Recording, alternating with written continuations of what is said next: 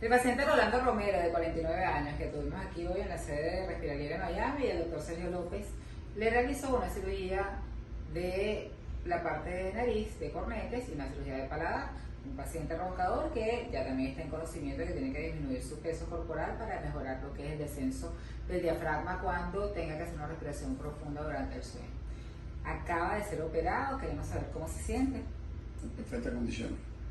Qué bueno. ¿Y cómo se siente el doctor Sergio con los pacientes que ya está teniendo aquí con esta acogida que nos está dando la ciudad de Miami a nuestro procedimiento?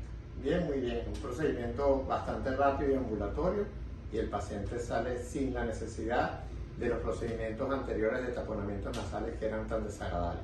El paciente sale respirando de una vez, y recuerda que una respiración adecuada mejora su calidad de vida. Así que contáctenos.